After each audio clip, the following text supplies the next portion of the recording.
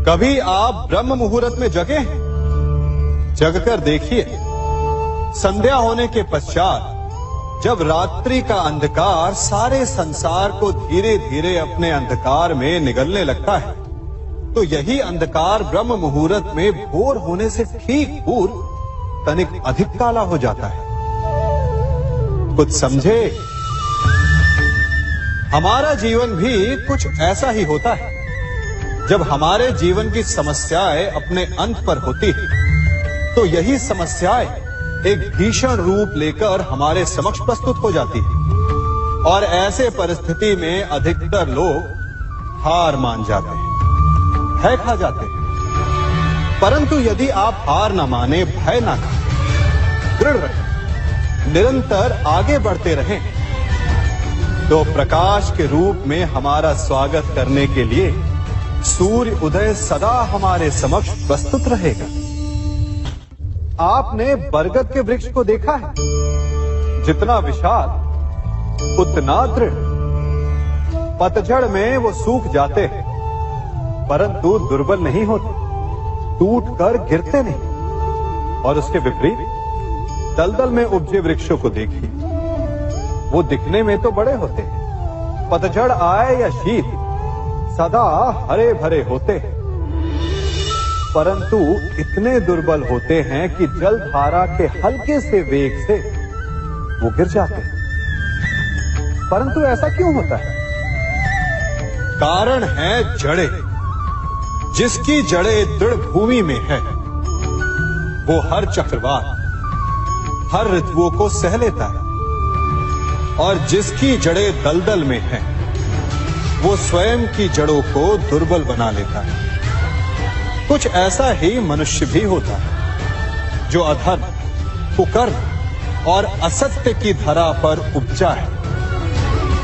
वो समय की एक मार भी नहीं सह पाता, और जो मनुष्य सत्य, धर्म की धरा पर उपजा है, वो हर समस्या से अविचलित हो जाता है। अब आप पर निर्भर करता है कि आप क्या बनना चाहते हैं। हमारे जीवन में मित्र और शत्रु बड़ा महत्व रखते हैं। यदि गंभीरता से सोचा जाए तो ऐसा कोई क्षण नहीं जब हम अपने मित्रों के बारे में ना सोचते हो या फिर अपने शत्रुओं के बारे में। हमारा हर कार्य या तो हमारे मित्रों के हित के लिए होता है या फिर हमारे शत्रुओं के अहित के लिए। हम हर स्थान या तो अपने मित्रों के साथ होते हैं या फिर अपने शत्रुओं के साथ। कोई नहीं चाहता कि उनका शत्रु प्रसन्न रहे। हर कोई अपने शत्रु को नष्ट कर देना चाहता है, और ऐसा करने के लिए वो हर संभव प्रयास करता है। उसे आर्थिक, मानसिक और शारीरिक हानि पहुंचाने का प्रयास करता है। परंतु यदि मैं आज आपको ऐसा मंत्र सिखाऊं जिससे आप अपने शत्रु को सदा के लिए नष्ट कर दे तो, और वो मंत्र है मित्र बनाना। अपने सभी शत्रुओं को अपना मित्र बना लीजिए और आपके सारे शत्रु स्वतः ही समाप्त हो जाएंगे। मैं क्या कर रहा हूं? मैं दिए प्रज्वलित कर रहा हूं ताकि अंधकार को मिटा सकूं। अब आप कहेंगे कि इसमें कौन सी बड़ी बात है ना?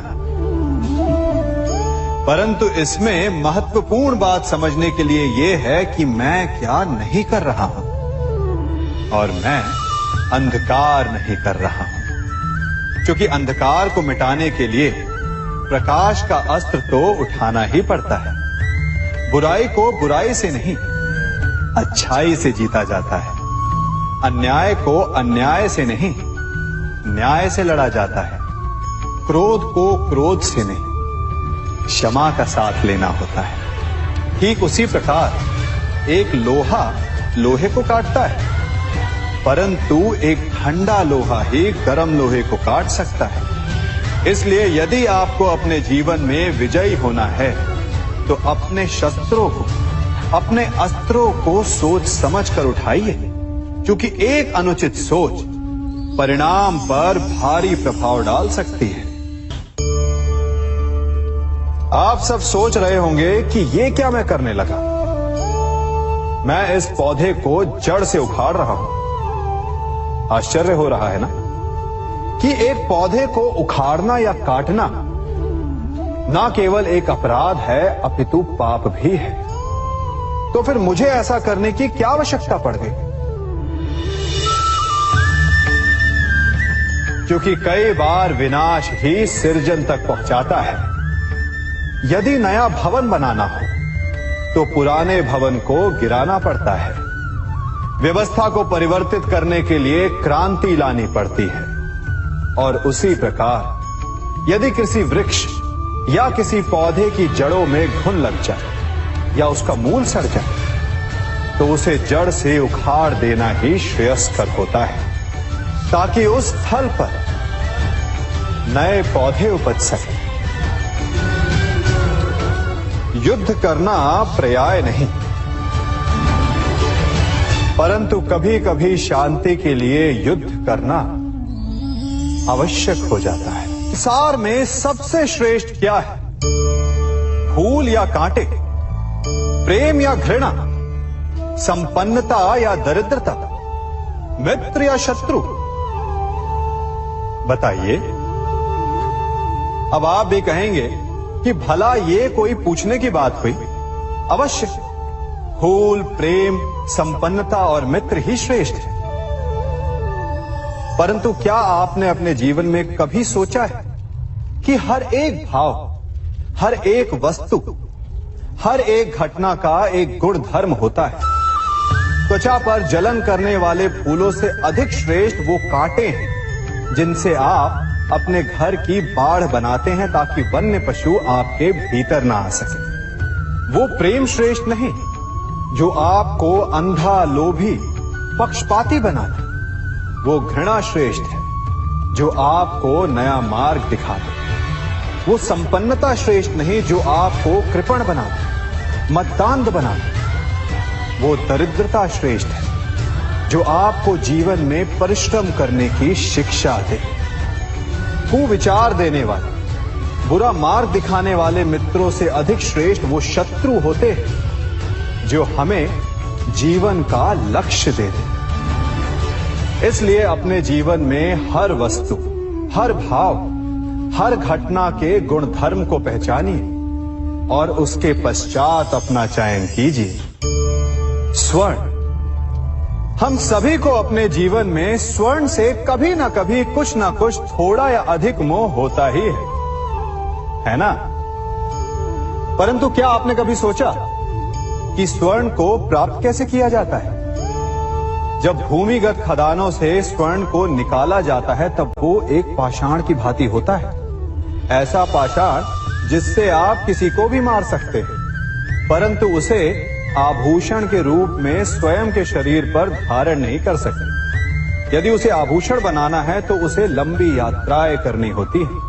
उस पाषाण को पिघलना होता है। सुनार के हथौड़ी की अनेकों चोटें खानी पड़ती है, फिर काट छाट और उसके पश्चात जाकर वो ऐसा आभूषण बनता है जो हमें वर्षों तक, सदियों तक लुभाता रहता है। इसलिए यदि आपको समय पर विजय पानी है तो स्वयं के निर्माण पर समय देना होगा। हम सभी सुनते आए कि जो वीर होता है, साहसी होता है, शौर्यवान होता है, उसके समक्ष सारा संसार झुकता है। वीर भोग्य वसुंधर। परंतु वीरता है क्या? शौर्य क्या है? साहस क्या है? साहस युद्ध नहीं, वीरता विजय नहीं, शौर्य कभी ना गिरना नहीं। साहस किसी चुनौती के समक्ष खड़े होने का भाव है, तो वीरता उस चुनौती को उत्तर देने के लिए पूर्ण परिश्रम लगा देना है। और शौर्य का अर्थ है गिरकर फिर से उठने का साहस रखना, बार बार प्रहार करके वीरता दिखाना, निरंतर प्रयास करते रहना, निरंतर परिश्रम करते रहना। इसलिए विजयी होने से अधिक महत्वपूर्ण है शौर्यवान होना, क्योंकि जो शौर्यवान है उसे विजय मिलना निश्चित है। कभी किसी पक्षी को घोंसले की नींव बनाते देखा है? अथक परिश्रम करके तिनका तिनका बिटोर कर वो पक्षी अपना घोंसला बनाता है, अपनी संतान के लिए एक सुरक्षित घर बनाता है। और फिर कहीं से तीव्र आंधी आती है, भारी वर्षा होती है और उसका घोंसला तिनका तिनका करके बिखर जाता है। फिर वो पक्षी क्या करता है? वो रोता नहीं, ना ही विलाप करता है। वो बिना विलंब करे फिर से अपना घोंसला बनाना प्रारंभ कर देता है और सफलता पाता है। फिर हम क्यों छोटी छोटी असफलता से भयभीत होकर परिश्रम करना छोड़ देते हैं? एक बात सदा स्मरण रखिएगा, हर वृक्ष कुल्हाड़ी की एक मार से नीचे नहीं गिरता, हर चट्टान घन के एक प्रहार से नहीं टूटती। सफलता पाने के लिए अनावरत परिश्रम करना ही मात्र एक मार्ग है। स्वीकारण, सत्य का स्वीकारण मनुष्य के लिए बहुत ही महत्वपूर्ण है। जब तक मनुष्य सत्य को स्वीकार नहीं करता, उसे असत्य से लड़ने की शक्ति प्राप्त नहीं होती। जब आप भोजन करते हैं तो क्या होता है? आपका पेट स्वीकारता है कि वो भर चुका है और आप भोजन करना बंद कर देते हैं। जब आपको निद्रा आती है तो क्या होता है? आपका मन स्वीकारता है कि आपका शरीर थक चुका है और उसे विश्राम की आवश्यकता है। उसी प्रकार जब आपको किसी व्यसन को रोकना हो तो आपको स्वीकारना पड़ता है कि बहुत हो चुका, चाहे वो लालच हो या मदिरापान। उस व्यसन का त्यागना तभी प्रारंभ होता है जब आप ये स्वीकार कर लेते हैं कि आप उस व्यसन के बंधक हैं। हम में से ऐसा कोई नहीं जिनकी परछाई उनसे दूर रहती। हमारी परछाई सदैव हमारे साथ रहती है। कदाचित हमारी परछाई हमारे कर्मों के फलों का संकेत है। कदाचित इसी कारण कई बार हमें अपनी परछाई से भय भी लगता है, परंतु इस भय से निवारण पाने का एक साधन अवश्य है। वो है सूर्य की ओर मुख करना या किसी प्रकाश के स्रोत की ओर मुख करना, क्योंकि तब हमें हमारी परछाई दिखाई नहीं देती। यदि इसे जीवन के संदर्भ में देखें तो ये प्रकाश का स्रोत शुभ कर्मों की चेतना है। यदि आपके मन में शुभ कर्म करने की इच्छा है तो आपको कभी भी अपने कर्मों के फल का भय नहीं होगा, क्योंकि यदि आपका मन शुद्ध होगा तो आपके कर्म शुद्ध होंगे और शुद्ध कर्मों का फल कभी अशुद्ध नहीं हो सकता। आज मैं आप सबको एक कथा सुनाता हूं। एक दिन प्रातः एक व्यापारी अपने घर से निकला। घर से निकलते ही एक बिल्ली ने उस व्यापारी का मार्ग काट दी। व्यापारी घबरा गया। वो फिर से घर लौट गया और शुभ घड़ी की प्रतीक्षा करने लगा। और जब वो पुनः अपने घर से निकला तब वो वाहन जा चुका था जिससे राजा तक पहुंचकर उसे भेंट देनी थी। राजा को भेंट नहीं मिली। राजा क्रोधित हो गए। राजा ने उस व्यापारी का व्यापार बंद करवा दिया। इस कारण व्यापारी क्रोधित होकर घर पर अपनी पत्नी से लड़ बैठा। पत्नी अपने बच्चों समेत मैके वापस चली गई और उस व्यापारी के जीवन में यदि कुछ रह गया था तो केवल अंधकार। और इन सब का कारण वो उस बिल्ली को मानता रहा जिसने उसका मार्ग काटा था। ऐसा ही एक दूसरा व्यापारी राजा को भेंट देने निकला और उस व्यापारी का मार्ग भी एक बिल्ली ने काट दिया। वो व्यापारी तनिक घबराया, परंतु उसने आगे बढ़ना अधिक उचित समझा। राजा तक वो समय पर पहुंचा। उसने राजा को भेंट दी। राजा प्रसन्न हुए और राजा ने व्यापारी को अपना व्यापार बढ़ाने की अनुमति दी। स्वर्ण आभूषण दिए। जब व्यापारी घर पर पहुंचा तो पत्नी को आभूषण और अपने बच्चों को देने के लिए वस्त्र थे उसके पास। हर ओर प्रसन्नता थी। समझ रहे हैं ना, दोनों के साथ एक ही प्रकार की घटना हुई, परंतु दोनों की प्रतिक्रिया भिन्न थी। ऐसा ही हमारा जीवन भी है। हमारे जीवन में प्रारब्ध का अपना स्थान है, परंतु उससे कई अधिक महत्वपूर्ण हमारी प्रतिक्रिया, हमारे सोच का प्रभाव है। क्योंकि यही हमारे जीवन को आकार देते हैं। इसलिए अपनी सोच को सकारात्मक रखिए। आपका जीवन सदैव आनंदमय रहेगा। आप इन दो पात्रों को देख रहे हैं। मेरे इस पात्र में जल है और ये पात्र मिष्ठान से भरा हुआ है। दोनों ही पात्र भरे हैं, परंतु देखिए, मिश्री को जल में मिला दिया। जल ने मिश्री को अपना लिया।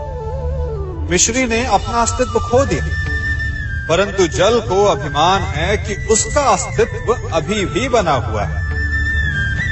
परंतु जो इस जल को चखेगा उसे अवश्य पता चल जाएगा कि ये जल अब वो जल नहीं रहा, ये अब शरबत बन गया।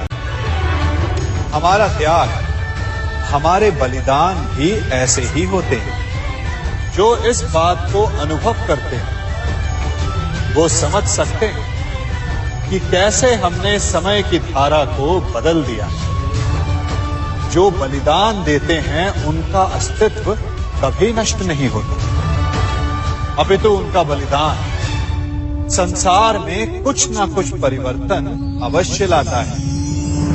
हम सभी कभी ना कभी, कहीं ना कहीं अपने जीवन में यात्रा अवश्य करते हैं। हमारी यात्रा में कभी पक्के रास्ते आते हैं तो कभी कच्चे रास्ते। पक्के रास्ते मनुष्य बनाता है और कच्चे रास्ते जानते हैं कैसे बनते हैं? चलते चलते बन जाते हैं। जब लोग एक स्थान से जाते हैं तो पैरों के दबाव से नीचे की घास कुचल जाती है। बार बार उस मार्ग से जाने से धीरे धीरे मार्ग स्वतः ही बन जाता है। और यही जीवन है, यही नियति है। जब आपके जीवन में आपको मार्ग ना मिले तो रुकिए नहीं, आगे बढ़ते रहिए और आपके पैरों के दबाव से मार्ग स्वतः ही बन जाएगा। हम सभी अपने जीवन में सफलता चाहते हैं, है ना? उसके लिए हम रात दिन परिश्रम करते हैं, कड़ी मेहनत करते हैं, परंतु फिर भी असफल हो जाते हैं। परंतु ऐसा क्यों होता है? कभी सोचा आप सबने? क्योंकि सफलता पाने का मंत्र बड़ा कठिन नहीं, बड़ा सरल है।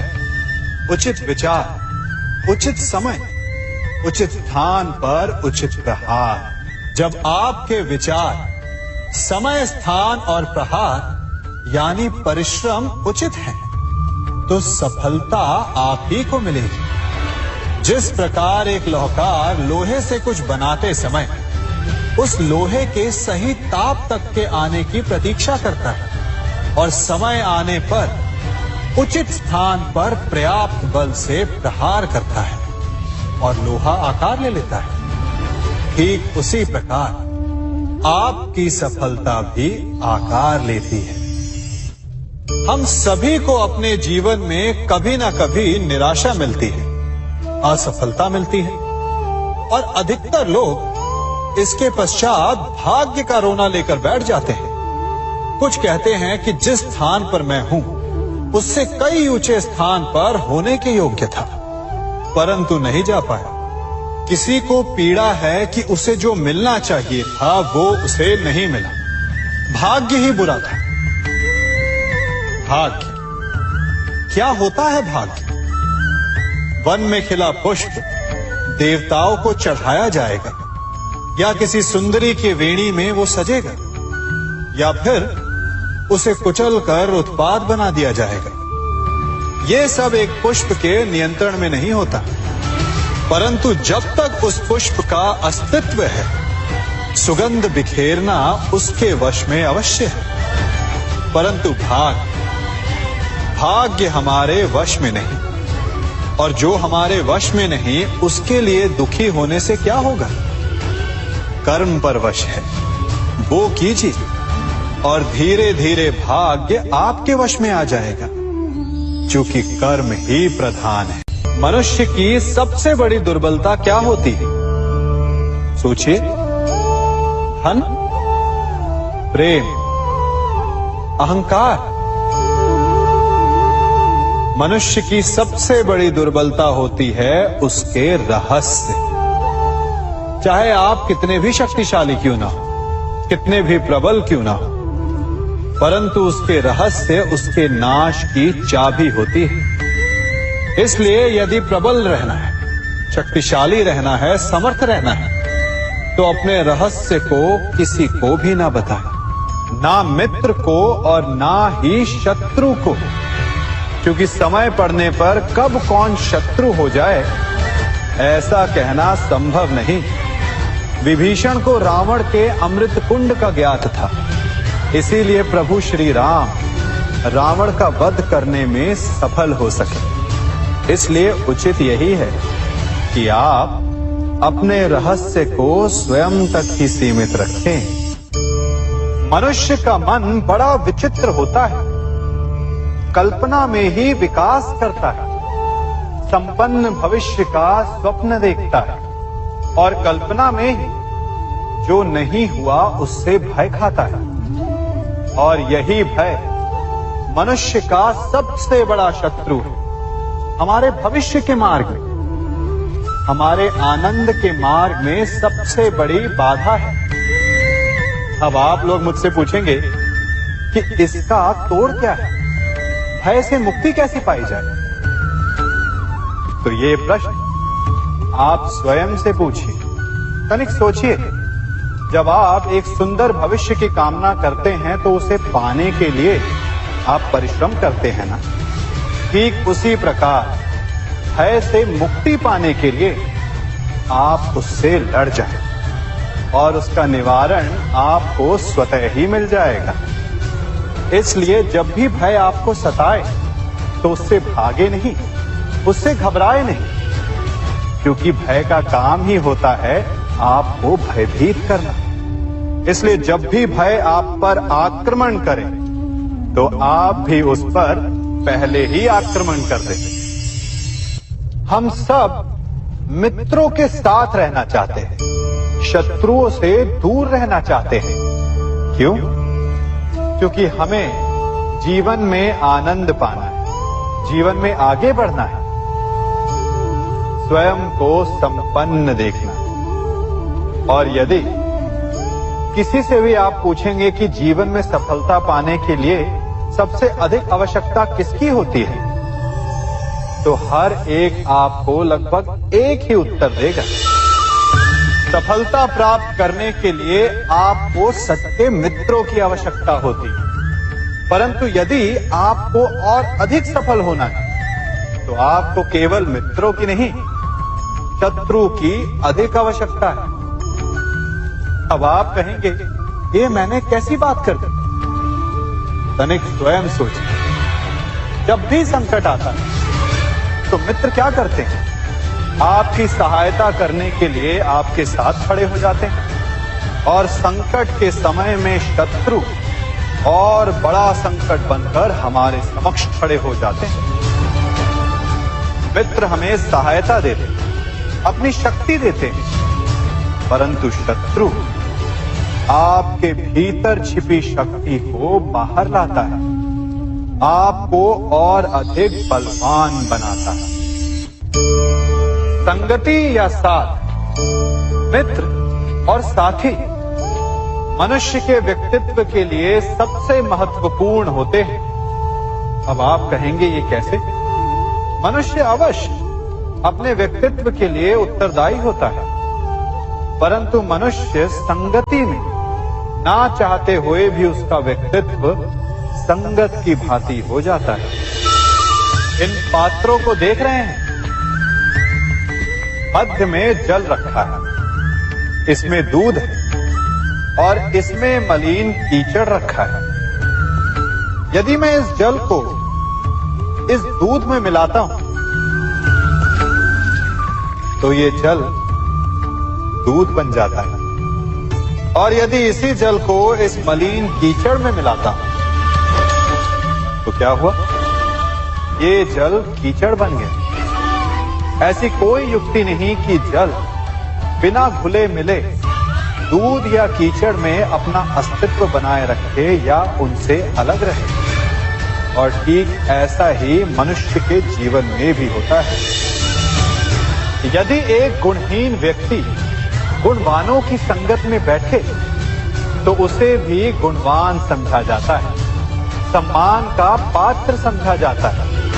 और यदि एक गुणवान व्यक्ति गुणहीनों की संगत में बैठे तो उसे भी तिरस्कार मिलता है। इसलिए अपने जीवन में सदैव संगति सोच समझकर सावधानी से चुनिएगा।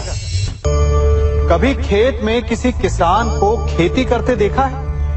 वो उसे सींचता है, उसे जोतता है, पशु पक्षियों से खेत की फसल की रक्षा करता है, परंतु एक बात का वो सबसे विशेष ध्यान रखता है कि कहीं खेत में खरपतवार ना उग जाए, क्योंकि एक खरपतवार खेत की सारी फसल को नष्ट कर सकती है। ठीक उसी प्रकार यदि वंश की कोई संतान खोटी निकल जाती है तो वो समूचे वंश का सर्वनाश कर देती है। इसीलिए संतान के लालन पालन में विशेष ध्यान देना आवश्यक होता है, क्योंकि संतान वो फसल होती है जो वंश के आने वाले समय को महान बना सकती है या फिर वंश का पतन भी कर सकती है। मनुष्य भी बड़ा विचित्र प्राणी है। अपनों से नीचे के स्तर के लोगों को वो हे दृष्टि से देखता है, उनका उपहास उड़ाता है, उनसे बार बार कहता है कि तुम्हारा कुछ नहीं हो सकता, तुम भविष्य में कुछ नहीं कर पाओगे। जब मनुष्य के पास धन संपत्ति मान होता है तो वो दूसरों का आदर नहीं करता, परंतु वो एक बात भूल जाता है कि उससे भी अधिक शक्तिशाली कोई अस्तित्व में है, और वो है समय। काल अपना चक्र कब बदलेगा ये कोई नहीं जानता। समय अपनी करवट कब लेगा ये कोई नहीं जानता। कोयला भी समय के साथ साथ हीरे में परिवर्तित हो जाता है। इसलिए जीवन में कभी भी किसी का भी उपहास नहीं उड़ाना चाहिए। बड़ी विकट समस्या है। मुझे स्मरण ही नहीं हो रहा कि इस गुच्छे की कौन सी चाबी इस ताले को खोलेगी। बड़ी देर से प्रयास कर रहा हूं, परंतु ये ताला खुल ही नहीं रहा।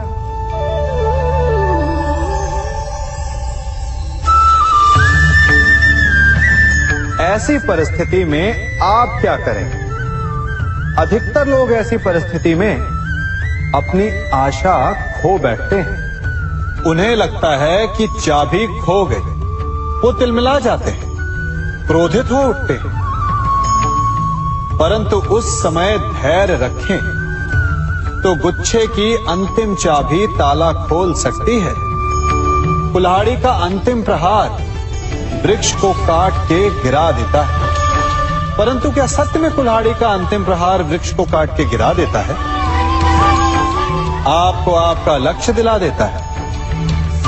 नहीं, आपका निरंतर प्रयत्न ही आपको सफलता दिलाता है। जब आपका मन निराश है तो अपने कार्य में दुगनी उत्साह से जुट जाए, क्योंकि अनावरत बहता जल ही कठोर चट्टान को काट सकता है।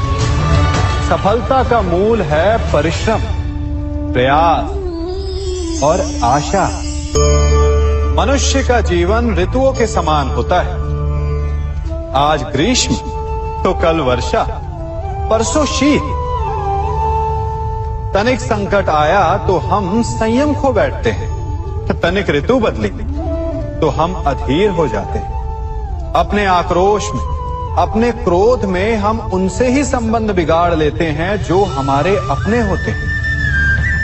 क्यों ऐसा होता है ना? हमें लगता है कि हमारे अपने फिर से मना लेंगे, परंतु स्मरण रखिए, सदा ऐसा करना संभव नहीं होता। सागर की उछलती लहरों को तट सहता है, और यदि तट ही टूट जाए तो बाढ़ आ जाती है। हमारे संबंध भी दूध की भांति होते हैं। दूध तपकर उबल सकता है, परंतु यदि उसमें खटास आ जाए तो वो फट भी जाते हैं। और फटे दूध को चाहे जितना मत लो, उसमें से माखन नहीं निकलेगा। इसीलिए अपने संबंधों को संभल कर निभाना चाहिए। कभी चुंबक को देखा है कैसे वो लोहे की ओर आकर्षित होता है, और कैसे वो लोहे को अपनी ओर आकर्षित करता है? क्योंकि उसके स्वभाव में ही आकर्षण है। हम सबके भीतर भी एक ऐसा ही चुंबक होता है, विचार का चुंबक, जो सदा अपने ही जैसे विचारों को आकर्षित करता है। हम जो बोते हैं वही काटते हैं। उसी प्रकार हम जैसा सोचते हैं वैसा ही पाते हैं। साधु ईश्वर का नाम जपता है तो उसे ईश्वर मिल जाता है।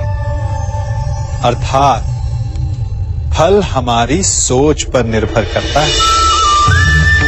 ओस की बूंद यदि केले के पत्ते पर गिरे तो वो कपूर बन जाती है। सीप में गिरे तो मोती, और यदि विषधर के मुख में गिरे तो विष।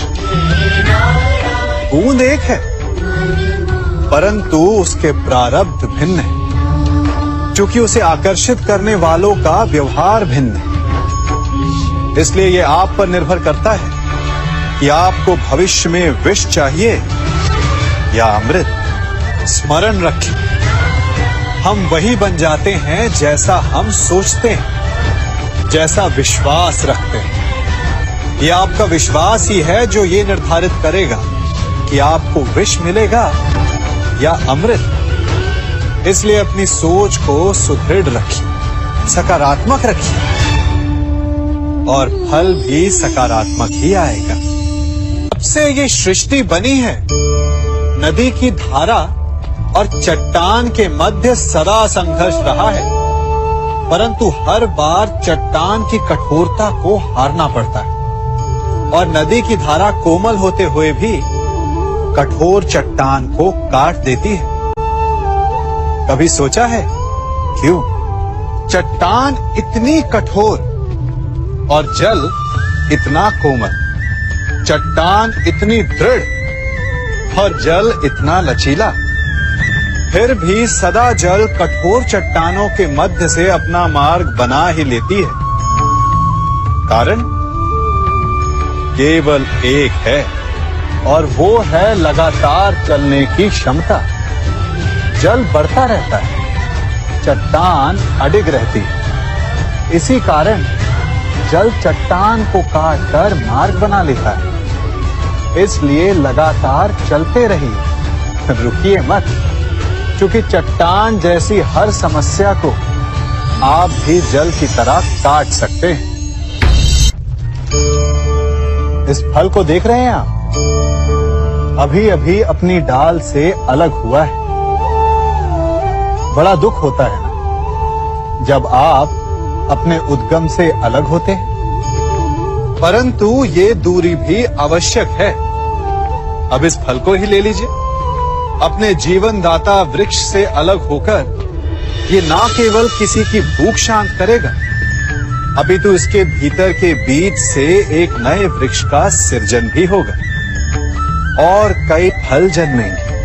सृजन की प्रतिक्रिया में पीड़ा आवश्यक है। यदि पीड़ा नहीं होगी तो सृजन नहीं होगा। पीड़ा अपने उद्गम से दूर होने, पीड़ा अपनों से दूर होने। इस फल की भांति हम मनुष्यों को भी अपने उद्गम से, अपने सगे संबंधियों से अलग होना पड़ता है और यही अलगाव एक नए सृजन को, एक नई सृष्टि को, एक नए विकास को जन्म देता है। इसलिए ऐसे अलगाव से दुखी मत होइए, उसका स्वागत कीजिए, क्योंकि ये विकास की नींव है। अपराध वो भावना है जिसके कारण संसार में सदा दुख ही व्याप्त रहता है। हम सब अपराधियों से घृणा करते हैं, उन्हें कोसते हैं, परंतु क्या कभी विचार किया है कि कोई भी जन्म से अपराधी नहीं होता?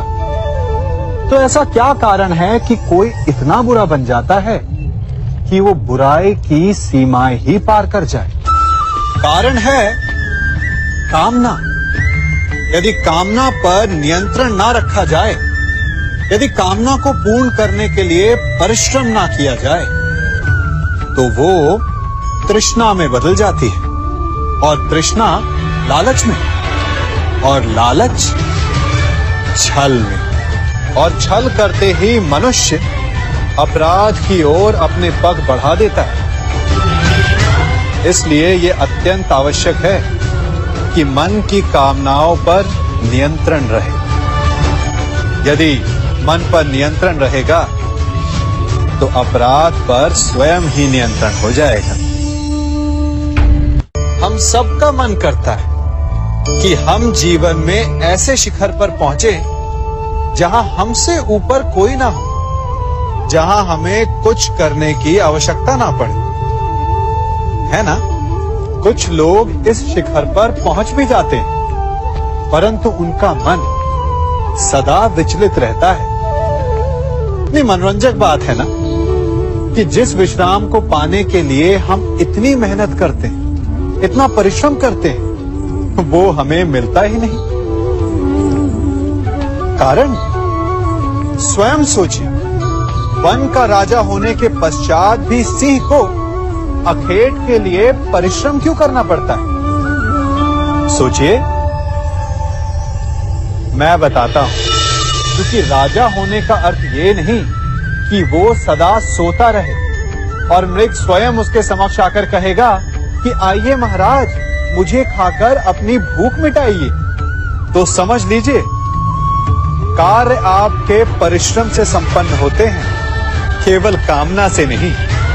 यदि आप नीचे हैं तो सदा स्मरण रखें कि आपका परिश्रम ही आपको ऊंचाइयों पर ले जाएगा, और यदि आप ऊंचाई पर हैं तो वहां पर भी रहने के लिए आपको निरंतर परिश्रम करते रहना होगा। अर्थात परिश्रम से मुक्ति नहीं है, क्योंकि परिश्रम ही जीवन है। सबसे अधिक महत्वपूर्ण क्या है? जीवन, या जो जीवन में पाया, यात्रा, या यात्रा पूर्ण करने के बाद पाया गया लक्ष्य, कर्म या उसके फल? बहुत ही महत्वपूर्ण परंतु विकट प्रश्न है ना? परंतु तनिक धीरज से सोचेंगे तो इसका उत्तर अधिक कठिन नहीं है। यदि जीवन यात्रा है तो उसका लक्ष्य क्या होना चाहिए? स्वयं सोचिए। मान, संतान, धन? नहीं ना। अंतिम लक्ष्य है परम आनंद, और ये अचानक से नहीं मिलता।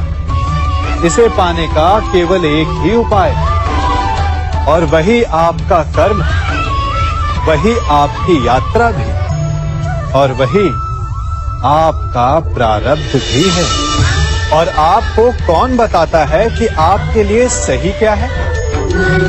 वो है आपका मन, जो मस्तिष्क की भांति हानि और लाभ नहीं सोचता, जो आपको ये बताता है कि शुभ किसमें, संसार का कल्याण किसमें, आनंद किसमें।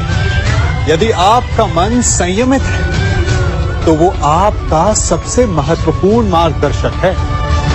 जो आपकी यात्रा, आपका लक्ष्य, आपके कर्म और उसके फलों को सबको शुभ बना सकता है।